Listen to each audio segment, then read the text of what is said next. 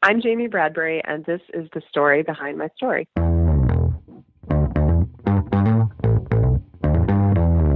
You're listening to the Author Stories Podcast, bringing you the story behind the stories and the storytellers. Margaret White, Terry Brooks, Sheena Kamal, Matthew Quick, J.T. Ellison, Walt D. Williams, Brad Thor, Corey, Dr. O, Brandon Anderson, Robin Mom, Ernest Klein, Jim Butcher, Sherwin Harris. Visit hankgarner.com for archives of all the shows. Today's guest is Jamey Bradbury. I'd like to thank some sponsors who, due to their generous support of the show, help bring this to you each and every time we bring you the show. From Eamon Ambrose, author of the best-selling sci-fi serial 0 Hour, comes a new novelette, Love and Other Algorithms. When Frank, a personal robot assistant, meets a similar model named Shelley, they are inexplicably linked and form an instant bond. But when outside forces conspire to separate them, Frank must decide how far he will go to save their relationship. However, all is not as it seems, and as Frank searches for Shelley, he learns that they are both part of something much, much bigger. Out now from Amazon, Love and Other Algorithms by Eamon Ambrose. Hey authors, are you looking for a beautiful professional cover for your science fiction or fantasy book? Holly Heisey Designs offers custom illustration and cover design with characters that will put your people center stage, spaceships designed from the ground up, and scenery that makes your world come alive. Visit Holly Heisey Design to book a custom cover or view pre-made ebook covers ready to purchase. Holly is an award-winning illustrator and designer who's done work for the Magazine of Fantasy and Science Fiction, the Future Chronicles anthology series, and USA Today and Amazon.com best-selling authors. Holly will bring your story world to life and get you a cover that will help sell your book. Visit hollyheiseydesign.com for more information on how to book your custom cover design or purchase pre-mades, as well as join the Holly Heisey Design Facebook group for discounts and first dibs at all the new spaceship and fantasy pre-made covers. Find all of this at hollyheiseydesign.com. A Bright Shore, The Eden Chronicles, Book 1 by S.M. Anderson, a military sci-fi political thriller set just a short decade from now in 2031, holding to the concept of individual liberty can get you killed. Western civilization is in collapse, a process led and driven by the world's leading supposed democracies, our own included. What was once the Western world's guiding light of liberty is quickly being replaced by state-sponsored serfdom under the guise of a global economic reset done in the name of the workers. This is an exciting new novel by an exciting new talent, a debut novel, the first in a series from a former CIA operations officer who has decided that his lifelong writing habit, hobby, obsession is more fun than real work. Go pick up a copy today of A Bright Shore, The Eden Chronicles, Book 1 by S.M. Anderson. There's a link to all of our great sponsors in the show notes at hankgarner.com. Stick around at the end of our excellent interview today for an audiobook clip from Richard Gleaves, the Jason Crane series. As always, thanks for listening. Well, thanks for joining me again for the Author Stories Podcast, where I bring you the story behind the stories and the storytellers. Today, I'm really excited to have Jamey Bradbury on the show with me. She has a brand new book that's releasing very soon. It's called The Wild Inside, and it looks to be very exciting. Welcome to the show, Jamey. Thanks so much for having me. Sure, I'm happy to have you. I begin each show with the same question, and that question is, what is your first memory of wanting to be a writer or a storyteller?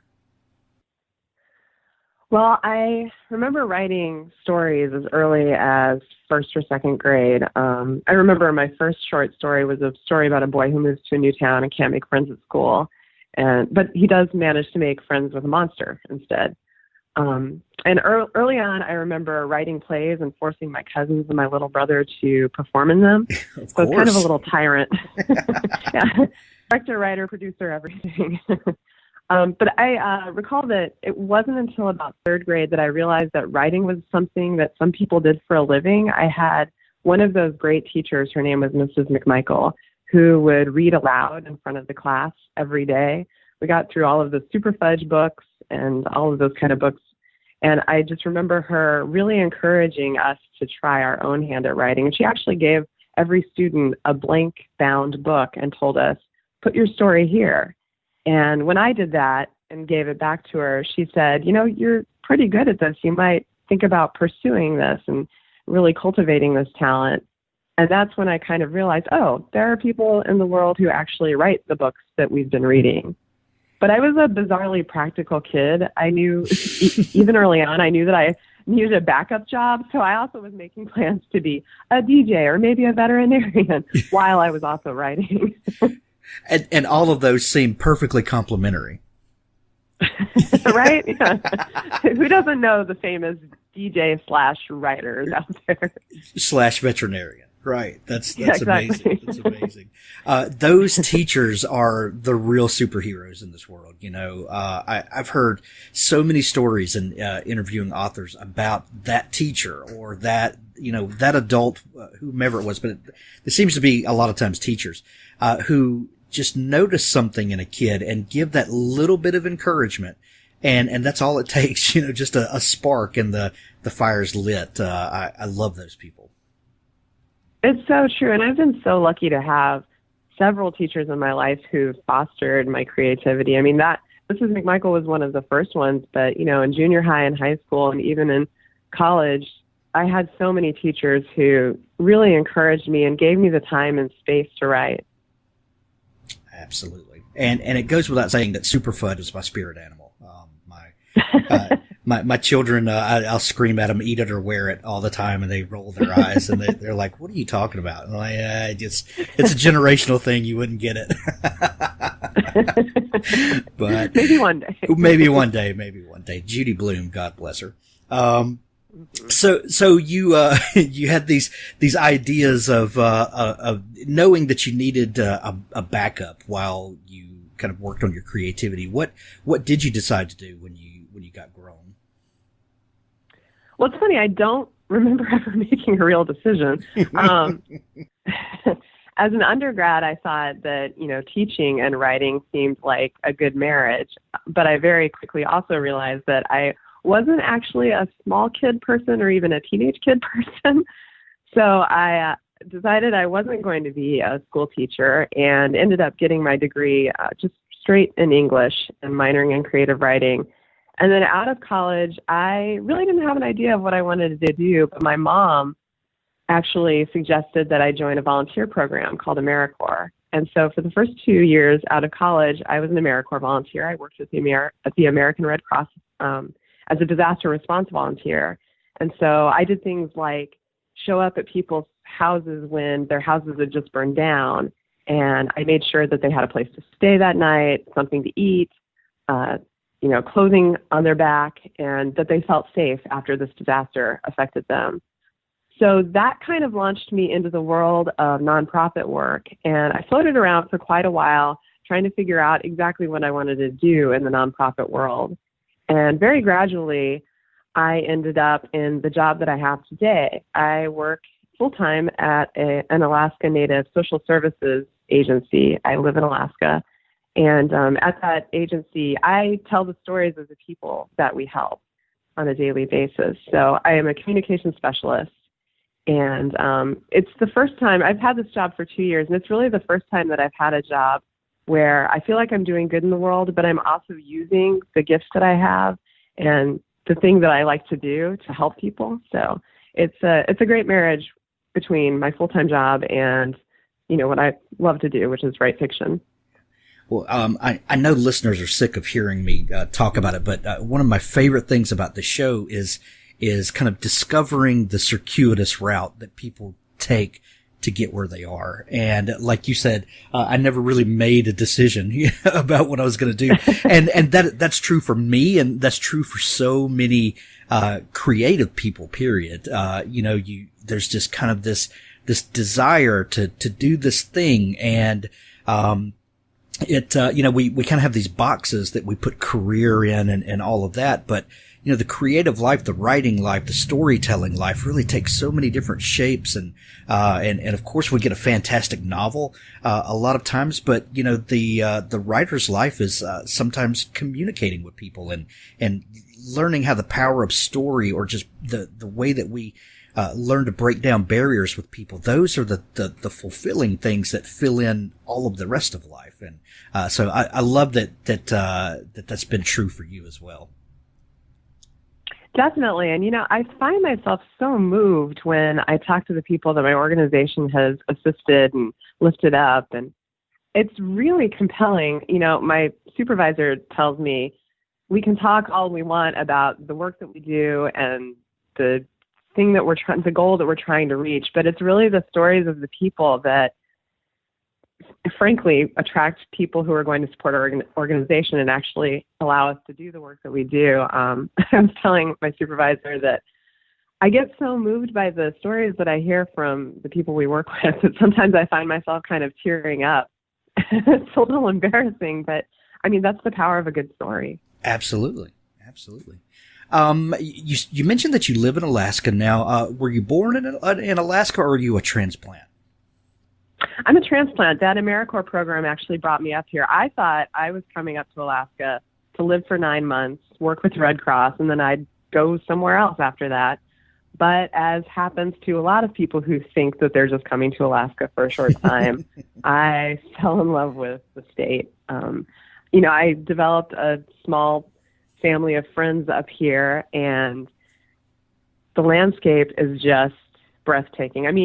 I thought, if I stay in Alaska long enough, eventually I'll get tired of all these gorgeous mountains and the beautiful ocean. But no, it doesn't happen. You still are just slack-jawed all the time because it's so beautiful. I have a writer friend, Craig Martell, that lives in Alaska also, and he lives way up north, and he posts photos on Facebook all the time, and it's this magical place. And I think he has probably a similar attitude. You come thinking it's going to be for a little bit, but you just kind of get sucked into the magic of the place. It's crazy how place does that to you. It really is. And Alaska, you've read my book, and so you know that it's significant in the book. That's the setting of the book. But Alaska as a place is just so inspiring, I think, for a fiction writer. It's not just the terrain, but also just the atmosphere. First of all, having a dark winter for so long, that's very encouraging for a writer. What else are you going to do? You either go outside and freeze or stay inside. Yeah, for sure.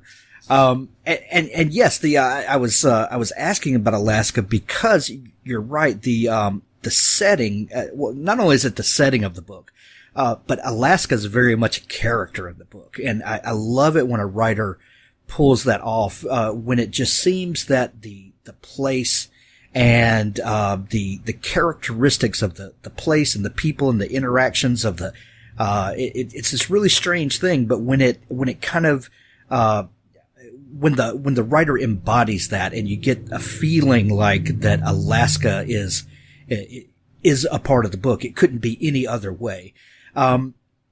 What was it about Alaska that first, other than the stories you were hearing from people you were working with, what was it about Alaska that first kind of drew you in when you moved there?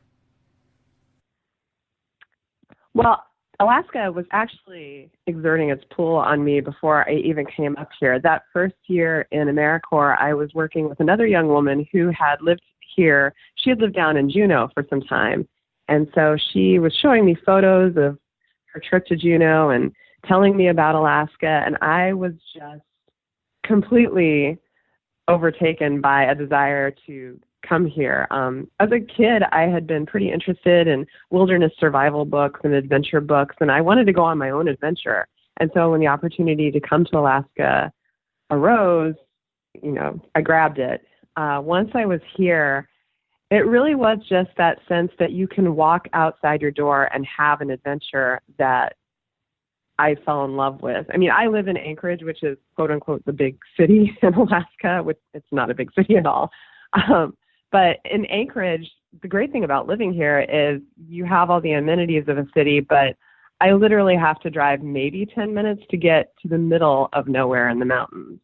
And so knowing that adventure just for me right outside my door and that I can be completely immersed in nature in just a few minutes is one of the things that I really love about living here. That and Alaska, well, like a lot of cities and well, like a lot of states, have a unique heritage and culture, and the way they've grown and modernized, really, it's an interesting character to the place. And Alaska is a place like that with a really interesting history and, culture. Was there anything about Alaska that surprised you when you moved there, and maybe learning about the way it is now, or how it has evolved over time, or maybe remnants of things that are still there that make it very uniquely Alaska? This might come from the nature of the day job that I have, but I was surprised at what a long memory Alaska has. I mean, it really is a pretty young state in the grand scheme of things, but right. Our history goes way past statehood, obviously. Sure. And just working with Alaska Native people, it really gives you a sense of that long history and that long memory. I mean, every day I see people who are still carrying out the traditions of their ancestors. I mean, there are teenagers that I work with who, they still talk to their elders. They still learn from the elders' stories that are in their lives. And they take those stories and they still live out the traditions that, they grew up with. I mean, they're modern. I mean, you see these kids texting and they're working in, we have this thing called the fabrication laboratory with all these really modern tools, but these kids are using these modern tools like 3D printers and laser cutters to make things like traditional masts and traditional kayaks. And so I think that's also another surprising thing, is just the way that culture and tradition and history and modernity kind of crash together to make something beautiful in this state. It's really fascinating. Where I live, in South Mississippi, we are about 25 miles from a Choctaw Indian reservation. And, it's a big one. And they have these, cultural heritage festival, during the summer. And, a lot of times we'll go and you see the same kinds of things. There are all of these, historic, things that they reenact and go through, and the kids walking around texting, and it's such a hodgepodge of new and old, and the really unique things that come out of the crashing of those two things together. It's crazy, but yeah. So when did you first start thinking about this book, The Wild Inside? What was the what was the catalyst for that book? So a lot of the things that I write start with an image that is interesting enough to me to make me start asking questions about it.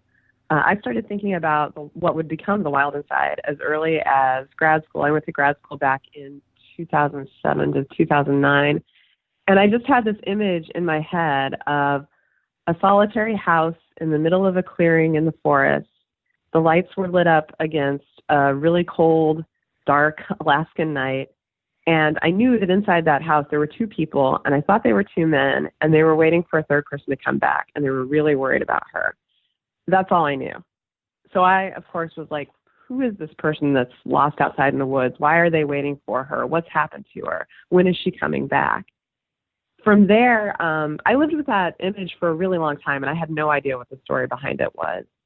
Later on, I was working a job in Vermont for a while, and while I was living there, I read a book called Some of Your Blood by Theodore Sturgeon. And it's kind of a vampire novel. It's a 1960s novel.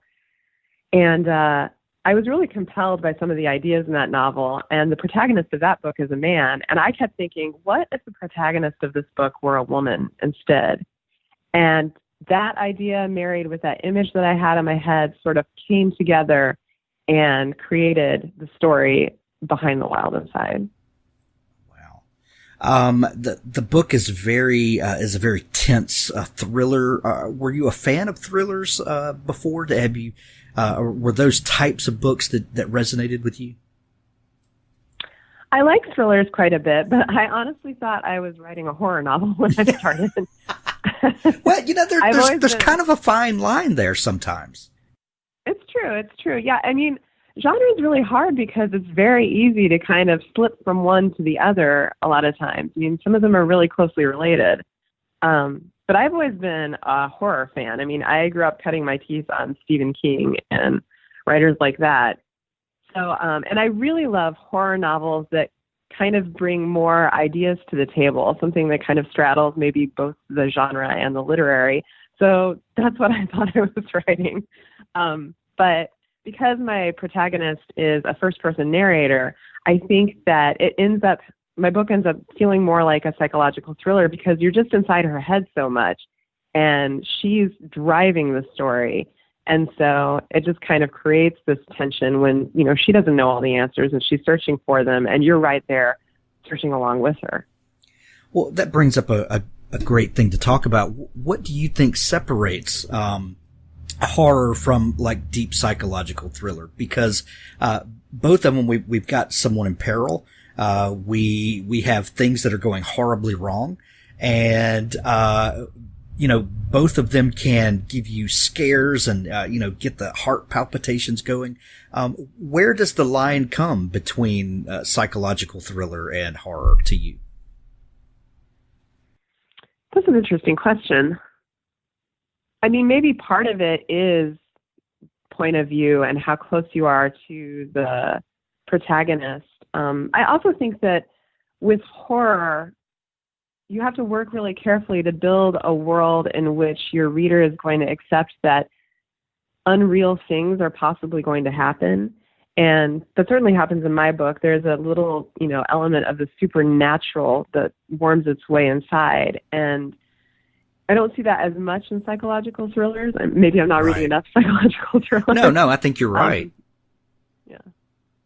Kind of the fantastical elements in horror sometimes. Exactly. And I think it's a really delicate thing to, especially when you're trying to write something that's horror that's also very grounded in the real world, you kind of really have to work hard not to lose your reader once you start introducing those fantastical elements into the story. Right. And keeping a lot of the action or the horror elements kind of off screen, if you will, maybe helps, but also kind of keeps it in that thriller part where something's going on, but you just can't quite place it yet. It's true. It's definitely, thrillers definitely have that element of mystery and needing to ask questions and needing to search for an answer, and coming up against these obstacles that, maybe put your main character in peril. Right.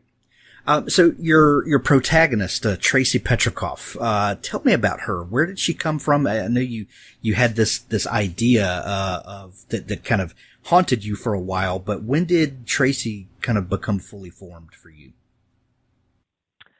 She became completely gelled in my head as a person when I was writing early drafts of this book. The book started out as kind of an epistolary novel. There were letters between a couple different characters related to Tracie, and then there was Tracie's journal. So early on, I was trying to write in a voice of her in her journal, like the way that she would actually write as a teenage girl. And once I started hearing her voice in my head, she just, boom, became a person like out of thin air. I found her voice so compelling, so charismatic, so interesting. I just wanted to follow her wherever she went. And she has those traits that I really liked in books that I read when I was growing up, those adventure novels and wilderness novels. She loves to go outside and trap and hunt. And I just find, I'm not a trapper or a hunter, but I find it really interesting, that kind of activity and just, the ability to be out in the woods for a really long time and be at peace in nature, but also find adventure in nature.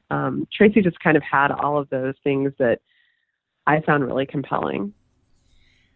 Speaking of being outside and the kind of that survival kind of aspect, one part of the setting, I thought was brilliant that you used that really gives you the opportunity to place, the story. There was the Iditarod is a very prominent part of the story.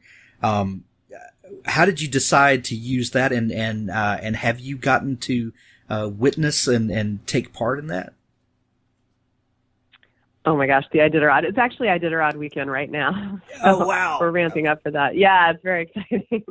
The Iditarod is one of those things, I think, that when you're an outsider and you come to Alaska, it's just kind of captivating. I mean, the idea that somebody would get 16 dogs, hop on the back of a sled, and travel 1,000 miles across the state in the dead of winter is just, again, it calls to that adventurous side of me. It's one of those things it's one of those things that those of us in the lower 48, we just like take our hat off and, salute the great Alaskans, because that's an awesome thing. I mean, isn't that just emblematic of Alaska? It is. It absolutely is. Right. So, my first year up here, when I was a volunteer, we used to do a lot of volunteer activities outside of our work, and one of them was we actually visited a musher, and we got to hang out with the dogs, and we got to get on the back of actually a four-wheeler because we didn't have enough snow, but the dogs were leading the four-wheeler, so we got to do a little bit of dog sledding, and I think I was hooked from then on. I just really love following the Iditarod. I really love reading about the lives of the mushers, and so when I knew Tracy was, living in rural Alaska and growing up alongside animals, it was just natural for her to want to become a musher. I mean, she says in the book that she knows the minds of dogs, and I think, if she could choose, she might actually be a dog if she had the ability to do that. So yeah, it was just like a natural setting for her, and it also gave me an excuse to read a lot about the Iditarod. I bet.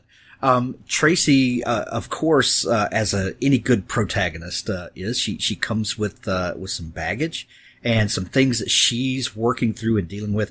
She's lost her mother.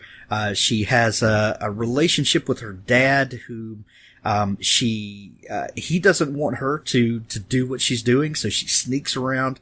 So the relationship with her father is strained, and that puts her in a really interesting place when she meets Jesse Goodwin. Tell us about Jesse Goodwin and how he comes into the story. Jesse Goodwin is kind of that stranger who comes into town and really shakes things up. Tracy is really distrustful of him because there are some weird things that have been going on around the house, and she knows that there's some kind of stranger behind it. And so when Jesse shows up, she automatically thinks, oh, this is the guy. He's been causing all the trouble. And I think it's a good excuse for her to ignore that the trouble that she's been causing herself. That when he shows up, he's kind of her scapegoat for a little while. But he's a mysterious character because he's got a secret, and Tracy doesn't love other people's secrets. She's perfectly happy to keep secrets of her own, but when it comes to other people keeping things from her, that's not her thing. She's not too into that. She wants to know exactly what's going on, in part because although she has that strained relationship with her father, she's actually really a family girl. I mean, she loves her family and she wants to protect it. And so when Jesse shows up, she sees this stranger that she needs to learn about and perhaps fight against because she's got her family's best interests. She thinks, anyway, their best interests in mind. Well, and that's where the great tension comes from, is because even though her relationship with her dad is a little strained and she's, sneaking around, her love of her family is what really makes it so tense, that, you're because you're feeling, what her true intentions are while watching her do things that you wish she wasn't doing. It's like, as a reader, you're like, oh no, don't do this trait. And then you turn the page. Oh God, she did it, and as a reader, that's what really sucks you in. Do did you enjoy writing? Is there kind of a dark glee that comes from writing those kinds of things? A dark glee, I like that. Sometimes I definitely felt a little evil. Like, why are you doing this to these perfectly nice people? But I can't remember who said it, but there was some writer who I read at some time who said, your job as an artist, your job as a writer is to make things hard for your characters. I mean, nobody really wants to read a book where somebody has a perfectly happy life and does nothing and has no problems. So I kept thinking about that as I was writing this. Like, my job here is to make things hard for Tracy. And I certainly do that. And honestly, sometimes I felt really bad about that, especially when Tracy's problems and her conflicts spilled over to affect other people in the novel. I mean, there's a character named Helen in the novel who does nothing to bring hardship on herself, but Tracy really makes things hard for her. So it's really tough sometimes when you see your character making terrible decisions and you're thinking, this is really bad for your life, but it's really great for the story. Right.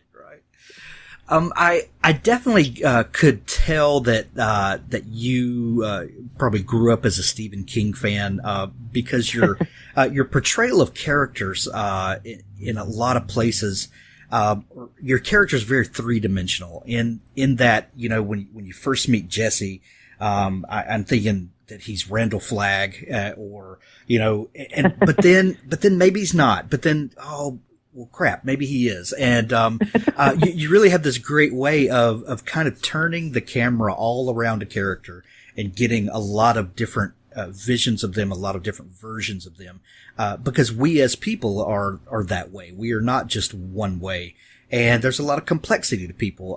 Did you learn anything about writing these characters that maybe surprised you about how to portray people to make sure they're not just cardboard cutouts of people?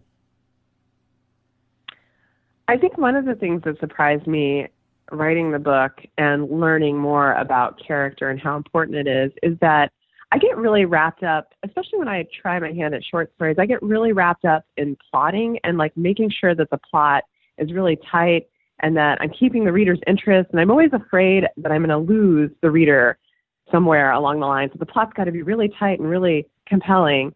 But as a reader, I started thinking, the reason I read books is sure for plot, but the thing that I love best about books is being in a world that I enjoy being in and reading about characters that I feel really invested in.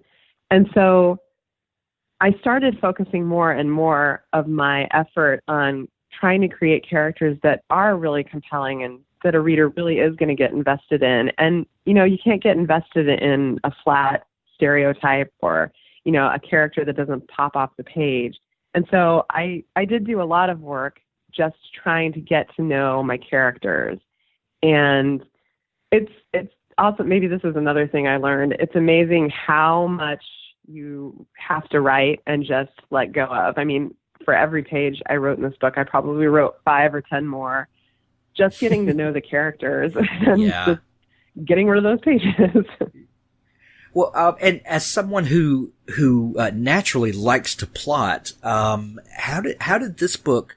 I understand what you're saying about writing to learn the characters, and a lot of that kind of writing is discovery writing, and there are a lot of things that about the characters in your mind that maybe don't come out on the page, but those things are essential to understand the character of the character, if you will. In the writing of the novel, did you, because there are some great, plot points and plot twists, were those planned out, or did the story unfold out of learning the characters and putting them in a situation and watching them react and behave? There wasn't a whole lot of planning. I don't tend to plan too much because I find if I do an outline or if I plan too far ahead, the story starts to become kind of stale and a little rote to me. Yeah. So I did have to ask myself at every turn, now that you know these characters as well, what would they do in this situation?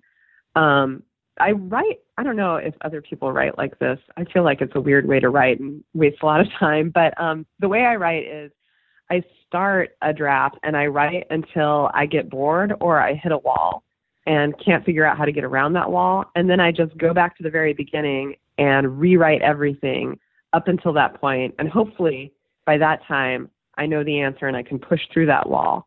And I found with this book that method, although it's really time consuming and takes a lot of typing, it works really well in that I get to, it just forces me to get to know my characters really, really well because I spend so much time with them. And I spend so much time questioning, well, is this really what he would do now that I know this about him? Would Tracy really have this reaction now that I know her a little bit better? And so, yeah, I mean, that's kind of how I got to know my characters and how I plotted out the novel. I just kind of lived the story with them. And I mean, I do plan out a little bit. I'm a runner, and so a lot of ideas for how to solve certain problems in my book will come to me while I'm running, which of course means that I have to stop running and text myself or send myself a voice message so I don't forget this great idea that just came to me while I was in the middle of a run. So I do plan out a little, but just by inches, not by feet or yards or miles. When you're running, do you kind of stew on the story and roll it around in your head? A lot of times that works for me, getting away from the computer, going do something else and just kind of living with the characters a little bit. That's a big help for me. Definitely. Yeah. I've had some of my better ideas when I've gone on running. I was training for a marathon while I was writing most of this book. And, I'd be like 15 miles into a run and go, oh my gosh, wish that I had like a portable typewriter with me, which would be really heavy to carry on a run. But, so I do, there's just something about movement and kind of letting your mind go a little blank and just kind of live in its own space. I'm like, I don't even have to be thinking about the book a lot of the times, and just out of the blue, something will occur to me, some sort of idea. And I don't know, I think it's because running is maybe the closest I can get to a meditative state. And maybe there's something about that state that just allows ideas to kind of grow and blossom in your head, even when you're not fully aware of it. Yeah, I definitely would agree there. The new book, The Wild Inside, is releasing, when you're listening to the show, listeners, that, the book will be available. Go pick up a copy of it. I think you're going to love it.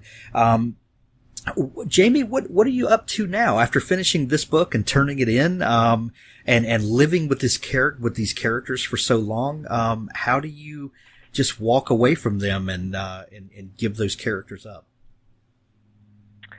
Well, fortunately, I haven't had to completely give them up, because I've been talking about the book so much lately. So that's been great. It's been kind of a great way to revisit the characters. I kind of missed them after, I finished the book and finished doing edits on it. So it's been great to kind of revisit them. But I pretty much jumped right into drafting my second novel, which I'm pretty excited about. So I've been working on that novel lately. Nice. Well, I can't wait to see what comes out of that one and where you take us as readers. I'm really excited to see that. And I'm really excited for everybody to get their hands on The Wild Inside. Congratulations on it, and I wish you a tremendous amount of success with it. Oh, thank you so much. That's really nice. Where can people find you online, Jamey, if they want to kind of follow along and learn more about you, pick up your book, all of that good stuff? Oh, sure. I am on Facebook as Jamey Bradbury Writer, my Facebook page. I am on Instagram as Jamey B. That's JameyBee, like the insect. And then I'm just Jamey Bradbury on Twitter, and my website is jameybradbury.com. Perfect.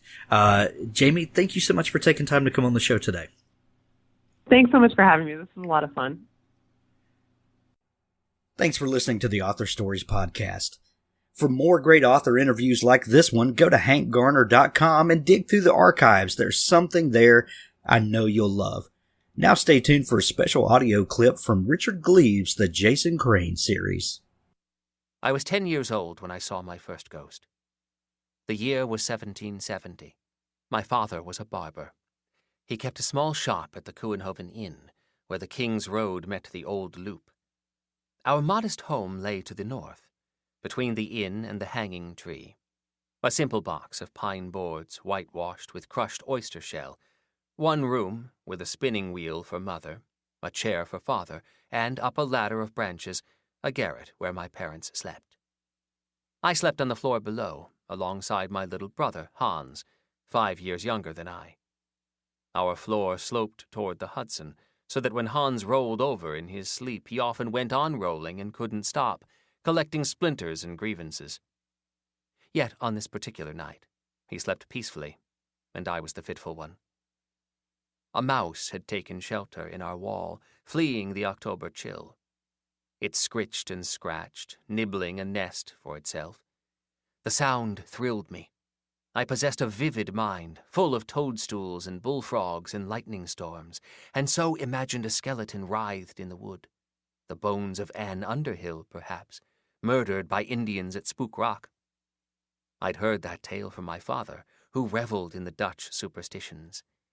He would gather us to fireside on winter nights and spin tales of the Heer of Dunderberg, that storm king who rattled our white windows, of the Lady of Raven Rock, who died in snowfall, pining for her lover, of trolls beneath the penny bridge and hobgoblins in the hanging tree. He'd filled my head with such dark romance that I lay waiting for Anne's little finger bones to drag me off to some bloody fate. I rather hoped she would. A cloud cleared the moon, and a square of light fell on my mother's spinning wheel. The sharp spindle glinted, and the wheel began to turn, without touch. A figure appeared before me, as through a mist, a grey head bent to the work. She fixed me with eyes black as open graves and whispered in a low, guttural hiss, "Spin, or you shall not eat."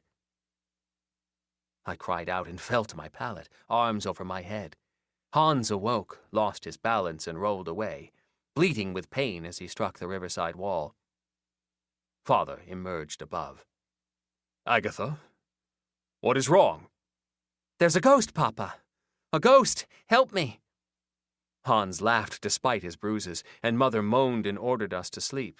But Papa descended and took my hands, his blue eyes twinkling. "What did you see?" "An old woman. She said, 'Spin, or you shall not eat.'" "Oh!" He raised a candle beneath his chin. "You saw old Willow. She lived here long ago, when this was the home of Isaac Hart, our candle maker. Her husband was killed by savages.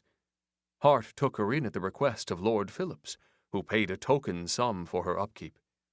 But Hart was greedy, and kept the money for himself. He never fed her unless she spun. So Willow spun and spun and spun, like a spider, year by year, growing old and blind and falling to waste. She died at that spinning wheel, fell over one day, and the spindle pierced her heart." Hans screamed and hid beneath the table. Mother appeared above. "Daniel Van Ripper, you are a fool." I kissed Papa's fingers, for I loathed that spinning wheel. I'd be no toothless ghost spinning and haunting little girls. I felt pity for such a spirit and gratitude to have her example before me, steeling my resolve. Every night thereafter, I would leave a crust of bread for old Willow and sleep with one eye open, in case she came to spin for me again.